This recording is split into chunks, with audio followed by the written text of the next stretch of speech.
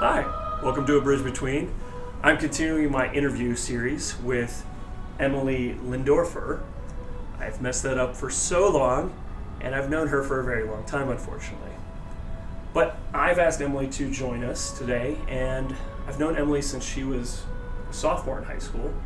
But she was part of my youth group since she was a junior in high school, and during that time, she kind of fell in love with the Lord, fell in love with all that He is about, and one of the topics that came up was abortion. But to dive deeper into such a heavy topic, it was also about the dignity. And so in high school, what kind of led you to a lot of that? Honestly, I loved Emily Wilson videos. I used to watch them all the time, which is weird because all of her videos are about dating and stuff. Oh. And I was one of those girls that was like, I'm never dating in high school. Like, I have to keep school first, and then that did not happen. He's a great guy. But I love those, and she always spoke so highly about, like, you know, knowing your own dignity and worth, and then knowing the dignity and worth of the person, and keeping that in the forefront of just loving others. So during high school, you just would sit on YouTube, like you all are right now, and watch videos about these kinds of things. Oh yeah, like homework break, watch an Emily Wilson video. So I didn't do that. I just watched like rom-com videos all the time in high school. Really glad to put that out there in the world. Yeah. But I think what was so cool is, you know, in high school, you know, you gradually became more confident in talking about your faith. And ever since you've been in college at Villanova, you've really, I want to say, blossomed in a way, in the fact that you are just willing to, like, I want to go share this with people and not bombard them, as a lot of groups can potentially do. A lot of people sometimes feel like, oh, pro-life just wants to bombard us with this and say this. And I was really impressed. A few weeks ago, I got to hear Emily give a talk on dignity and how that translates into all aspects of life, including abortion. And we want to be respectful of all the people who have had a hard time with this topic, whether it's because of someone in their life or themselves, and just having that understanding, like, all people are loved and all people are wanted, and to be able to talk about the dignity is so important. So if you'd be willing to share a little bit about why the dignity of this is so important and how that really speaks to a lot of this. Yeah, so the way I view it is, like, it's so easy to get caught up in our own lives and, you know, this is what I need, this is how I need to live my life. But even then, most people don't see their own dignity, and so we don't live our lives to the fullest, and there's so many unhappy people. And ultimately, people just want to be happy in life, and that's why people fall into, like, alcoholism and, like, casual sex and everything like that, because they're just looking for what will fulfill them. But the problem with that is they're not seeing their own worth and their dignity. They're not understanding that they're so loved by God and other people too. Like, I struggled in high school feeling like I was a burden to people. That's why I didn't, you know, I had to grow into being able to talk about my faith, because I was like, oh, people don't want to hear it. But they do. They genuinely do. And, like, I love when I get to help someone else. Mm-hmm. And most people feel the same way. So dignity is, if you understand your own dignity, it's easier to love others. Mm-hmm.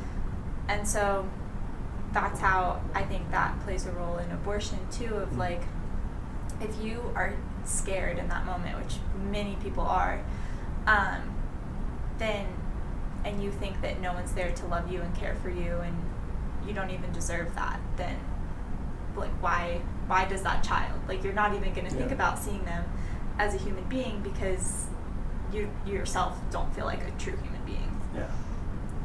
And I think that's one of the things that has always spoken to my heart is, you know, treating people like they are worth something. Mm-hmm. You know, whether it is that child that, you know, can't speak up for itself, and everyone else has something to say for that child that can't speak. And I think also everyone has something to say for these people who are terrified. And I think that dignity, that respect for people, it starts almost at home, but also in public places, including church. You know, when we see the dignity of a person who walks in and they're pregnant, or they tell you they're pregnant, sometimes our first reaction is, why? And not like the joyfulness of that. And I think that has created a society where, well, it's a negative thing to be pregnant. Absolutely. My cousin, her parents at first were like, you're not going to get pregnant, right? Like, not, and then she was. So, yay, we're all super happy. But, yeah, and I think that when people walk in, like, pregnant or not, like, man or woman, you walk in and so many times, even eye contact, like, we are afraid of that. And that shows that someone has dignity, right? Like we have a hard time looking into people's eyes, and it's like the eyes are the window to the soul. Like if you can't look someone in the eyes, then you're not telling them they're worthy. I definitely struggle with the eye thing sometimes, but in like a group setting, when there's like 4 or 5 people, because you're like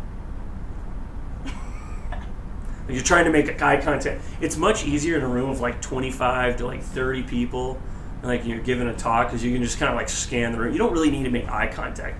It's actually weird when you do end up making eye contact and you can tell the person's not paying attention. You're like, oh, great. They're like staring at you, but like there's nothing going on. Right.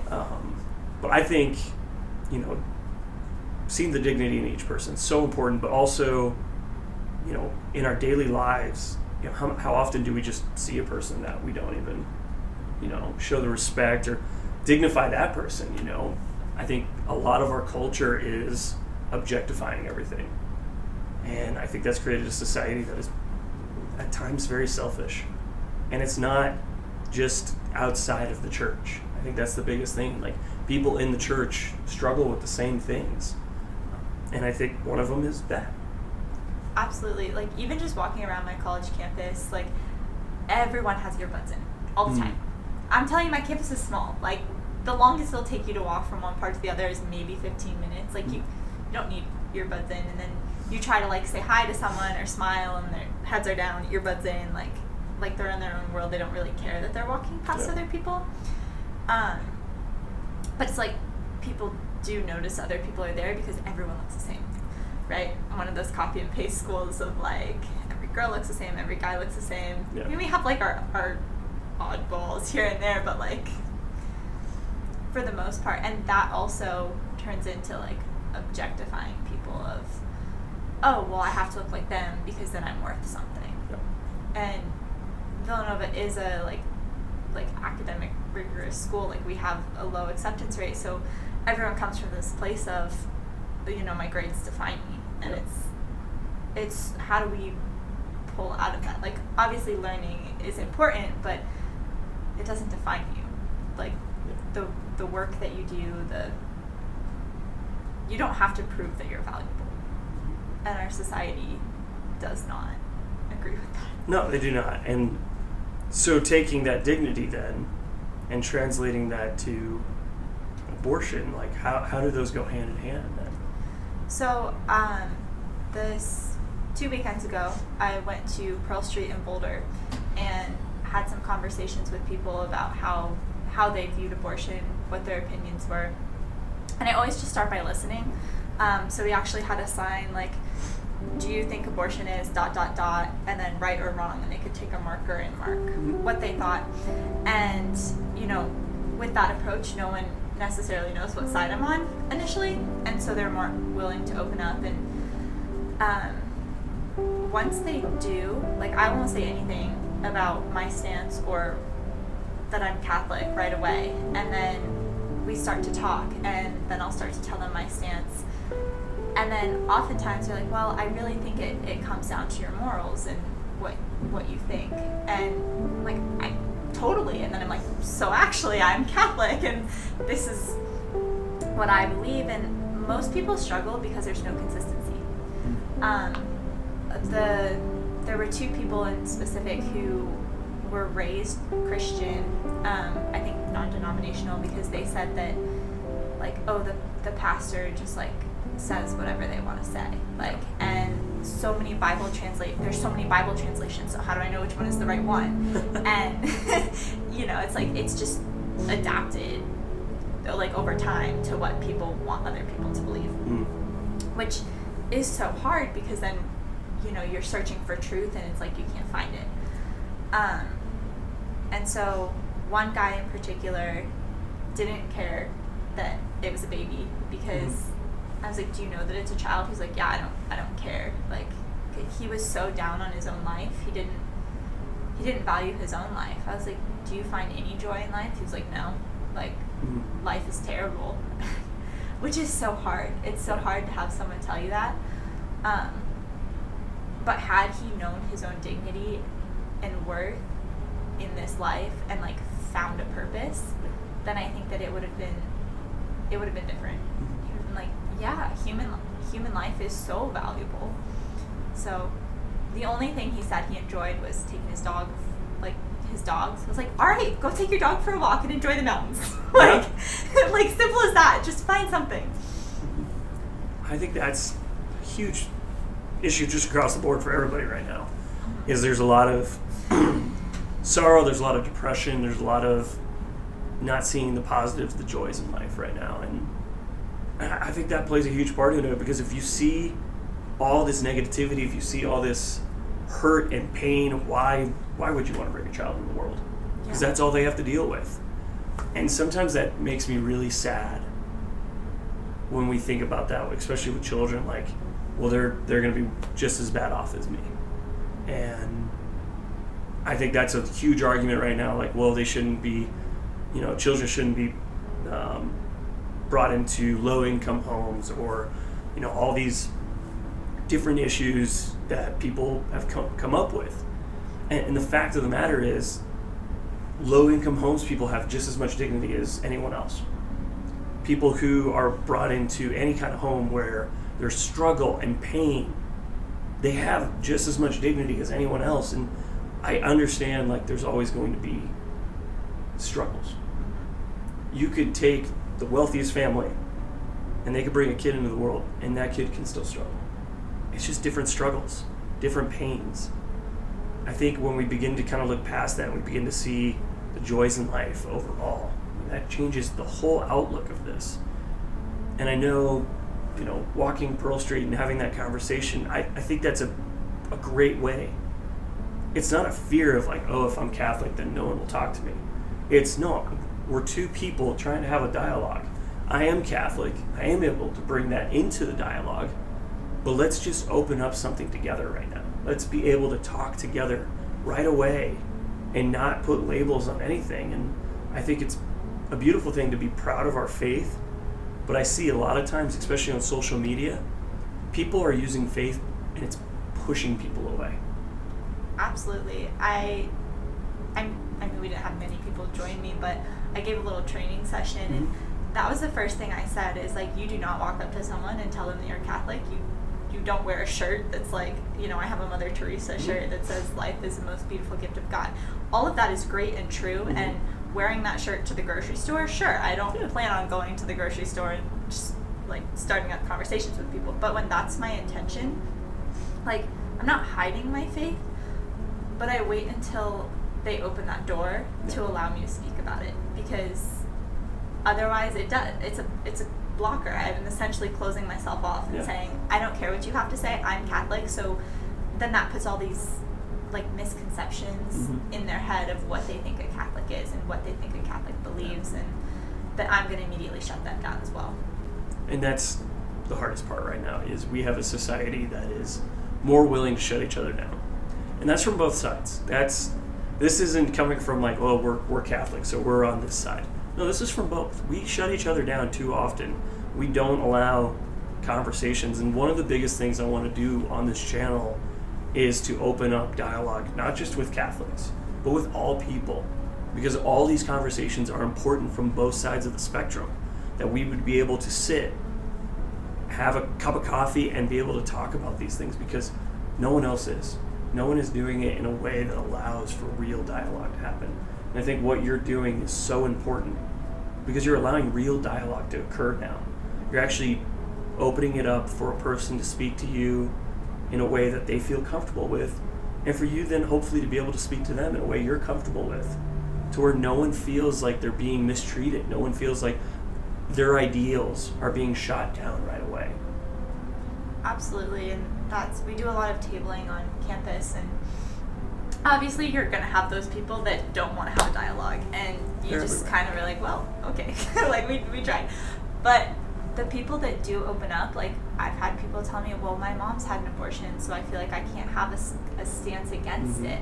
I'm like, I understand, like that's a hard thing, and you know, I'm not condemning your mom. I like, she was scared. Like I know she was scared, and then you just you continue on to explain like why and what it is, and she was so receptive. We exchanged phone numbers at the end of our conversation. Like, people want to be listened to, and that comes down to when you listen to someone, you're showing them they have dignity, right? Yep. And I think that's it right there. Showing them they have dignity, giving them an opportunity to feel loved, feel joy, feel respected. And I think if we can do that more and more, especially today, in today's society, whether it's on social media, whether it's in person, I don't recommend the social media stuff as much, because I think a lot of times you don't have good conversations. You don't have a lot of good dialogue on there because you can't see the soul through that person's eyes. And I truly believe that's where the real conversation happens. That's where we really bridge the gap.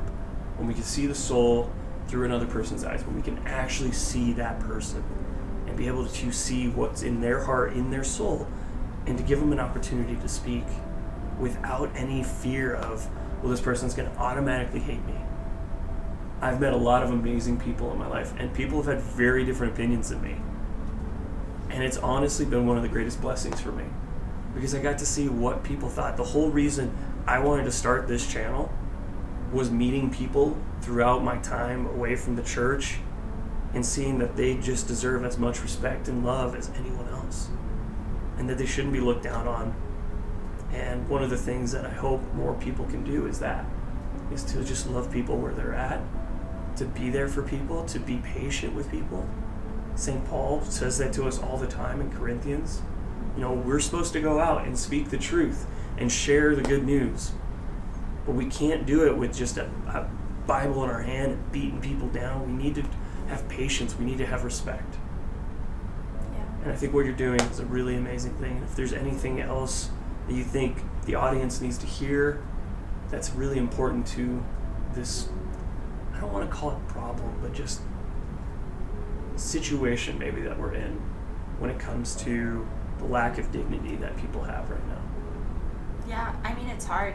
You can tell just by the clothing people wear, and it's affecting children too. I do a lot of babysitting, and the girls especially are like, will come down in clothes. I'm like, we're not leaving the house wearing that.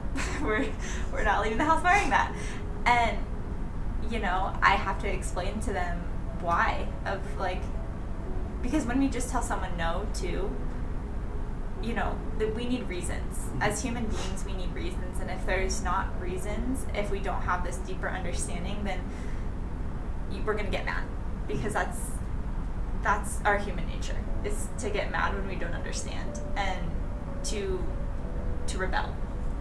And so just taking a breath and be willing to explain things to people. And, you know, it's okay if you don't have all the answers. It's been so many times I'll be having a conversation with someone and they ask me something or tell me something and I'm like, I have no idea what to say right now. And you know, it happens, and then you think about it when your conversation is over, and then you're ready for next time. Yeah. Of like, okay, you know, how can I love that person better than I did in that moment? Because it's hard. It's hard to love people. And I find it easier to love strangers. Like someone I'm not going to see again, but like someone I'm seeing on a day-to-day basis, like, it's hard. That's usually the best advice I give people for dating. Like, just go ask that person out. You're never going to see them again. Right. Also, the whole clothing thing, I've always said something about this. For men, I don't understand where this came from, because I don't know if fish can actually smell. I've really never studied fish, so a subject I don't know. But men are like fish. We're attracted to shiny colors, bright things, and good smells. So anytime all three of those happen, and you're like, why is that guy looking? It's probably because of that. Off subject. But that's one of the, when she said, yeah, when people are wearing, I was like, I know. Like, if people wear bright colors, and it's shiny, and they smell good, I'm like, oh, crap. Sorry for looking. It's not even looking in a bad way. It's just, you look at the person, because you're like, I can't help but, see the turquoise blue with the neon yellow shorts, and it smells like perfume in the room now. Okay. Doesn't matter. Kind of like a dog, too, I guess. Guys are like, they see something move, and they're like, there could be a squirrel outside right now. But squirrel. Anyways, off subject, but I think it is hard to love people when we know them really well. And I think that makes the love all that more important. And I think one of the things that I try to do in youth group, in ministry of any kind, is to be able to love as many people as possible and make them feel like they're respected and they're dignified. And I hope when you were in youth group that you guys felt that same way, because that's, to me, the most important goal. And in a hope that it reflects in your guys' relationships with each other. Obviously, Emily's dating a guy from youth group, so that's great. You did good. That's mission accomplished. Please don't give that credit to me. It never goes well when I get credit for dating. It always ends in disaster. You get married, I can have credit, except now there's the fear that never. Okay. But I want you guys to then reflect that in your own relationships, not just like true relationships in dating, but friendships. And I think that's always going to be the most important part of ministry to me. What I try to reflect here. I think you do a great job of that. I personally can say my best friends that I come back to are friends that I made in youth group. And, my brother's in youth group now, and the same thing. His best friends are youth group friends. So they're not like a clique because they're really good at migrating with other people, but they're like a little pod that just like rotates to like all the other tables. Yeah. It's very impressive to watch. Always together. Always together. They never leave. They're just, I'm leaving the church at 10 o'clock at night. Oh, they're there in the parking lot, talking extra about Bible study. Yeah. But thank you so much for coming on here and talking about this very important, very heavy topic. And I think, all that we ask for everyone here is to be open to the conversation. Not to shoot each other down, not to show up here and know, well, they're Catholic, they're automatically going to shoot us down. No, we want to have this conversation. We want to be open to talking to you, to talking to anyone, whether they're Catholic, whether they're not. Because at the end of the day, it is all about dignity. Yeah, absolutely. And I think with dignity, we can bridge the gap. Thank you.